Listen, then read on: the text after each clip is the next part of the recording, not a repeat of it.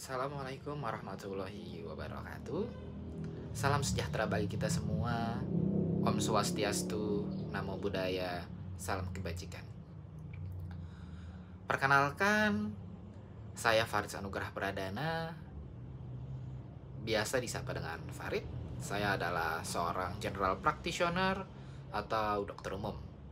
Di sini saya akan mencoba berbagi pengetahuan kepada para pemirsa dimanapun Anda berada mengenai keratokonjungtivitis Zika atau yang lebih sering kita kenal dengan sebutan dry eyes atau mata kering.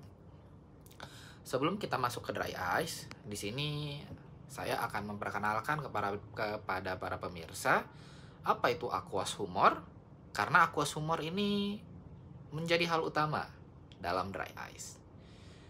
Aqueous humor atau kita sering kenal dengan air mata ya, itu adalah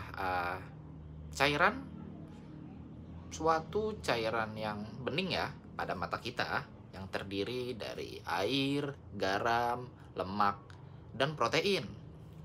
Gunanya untuk melumasi mata kita serta menjaga permukaan mata agar tetap seperti yang seharusnya. Selain itu, air mata juga berfungsi untuk melindungi mata. Dari apa? Dari kontaminasi benda asing seperti debu, kuman infeksi, dan kotoran-kotoran lainnya. Air mata itu kita bakal ngomongin sintesanya di sini ya. Untuk air mata sendiri itu dia dibentuk ya di mata kita, namanya ada badan siliaris ya, melalui 3 tahap yang nantinya itu akan dikeluarkan melalui bagian belakang mata. Jadi di bagian chamber mata belakang itu nanti akan dikeluarkan. Pada saat kita berkedip, nanti air mata itu akan melumasi nih permukaan mata kita gitu. Nah, pada saat kita terkena dry eyes inilah ada gangguan-gangguan nih. Mungkin ada gangguan pada saat produksi air mata, atau mungkin adanya penguapan air mata yang bisa jadi meningkat ya. Itu penyebabnya itu pada dry eyes itu ada 2 kurang lebih. Yang pertama, kategori pertama itu penurunan produksi air mata, bisa dikarenakan beberapa hal. Kayak contohnya pada usia lanjut yaitu bakal ada penurunan produksi air mata. Lalu pada saat kita kekurangan vitamin A itu juga bisa. Mungkin juga pada saat kita mengkonsumsi obat-obatan, kayak contohnya antihistamin. Pada saat kita alergi kan kita biasanya diberikan obat antihistamin ya. Atau biasanya mungkin yang pada perempuan-perempuan atau laki-laki yang biasanya ada jerawat nih, ada akne vulgaris, itu biasanya diberikan retinoin untuk menghilangkan jerawat dan memuluskan kulit. Itu juga biasanya ada penurunan produksi air mata. Yang kedua itu ada peningkatan penguapan air mata, kategori kedua ya. Contohnya pada saat kita kita punya alergi, ada reaksi alergi di mata, atau melihat gadget dalam jangka waktu lama. Nah, pada tahun 2024 ini kita sering kali ya dihadapkan pada pekerjaan yang membutuhkan mata kita agar terpapar oleh gadget-gadget dalam jangka waktu yang lama. Misalnya kita di kantor itu suka pakai laptop, suka pakai komputer dalam jangka waktu yang lama. Lalu ditambah lagi kita harus melihat HP dalam jangka waktu yang lama juga, bisa banyak hal, bisa nonton YouTube dan sebagainya. Itu juga bisa meningkatkan penguapan air mata ya.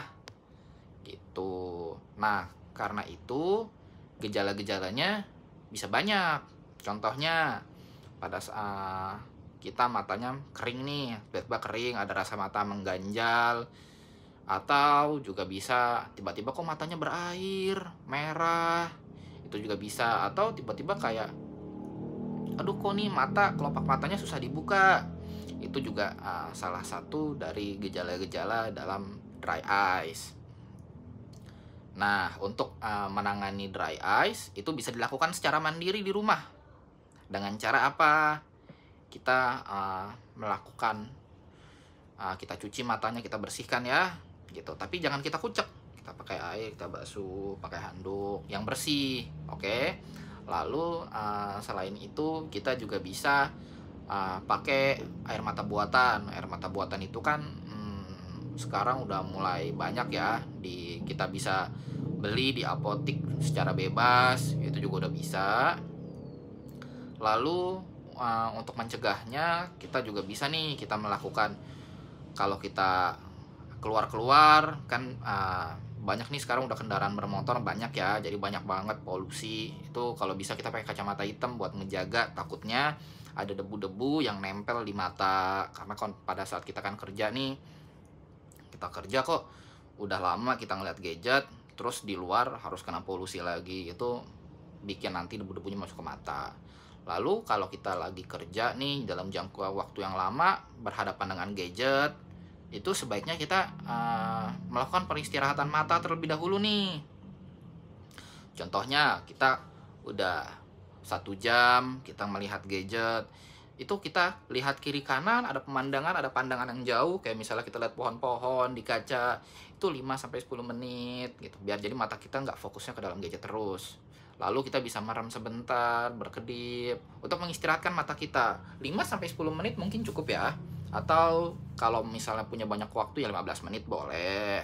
Tapi kalau nggak ada waktunya, takut dimarahin sama bos atau atasan, itu 5-10 menit sudah cukup.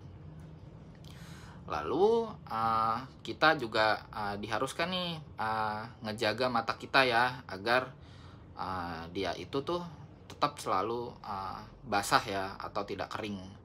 Nah, kalau misalnya udah pakai air mata buatan, udah istirahat tetap, kita pergi ke kantor udah pakai kacamata, tapi masih tidak kunjung sembuh juga, atau tiba-tiba muncul, itu sebaiknya kita pergi konsultasi ke dokter mata pilihan para pemirsa nih, gitu, untuk konsultasi lebih lanjut, apakah butuh pengobatan lebih lanjut atau tidak. Dan jangan lupa nih, kita juga harus sering-sering makan vitamin A. Contohnya dari makanan apa aja sih? Bisa dari makanan wortel, suka tuh biasanya di jus, atau kita makan sop pakai wortel, itu juga harus ya. Jadi pokoknya ingat pencegahannya: 1, istirahatkan mata. 2, pakai pelindung mata. 3, makan vitamin A, perbanyak makan vitamin A. Oke, kalau nggak sembuh atau terkena dan tidak kunjung sembuh, itu lebih baik kita konsultasikan kepada dokter spesialis mata pilihan kalian. Terima kasih. Assalamualaikum warahmatullahi wabarakatuh.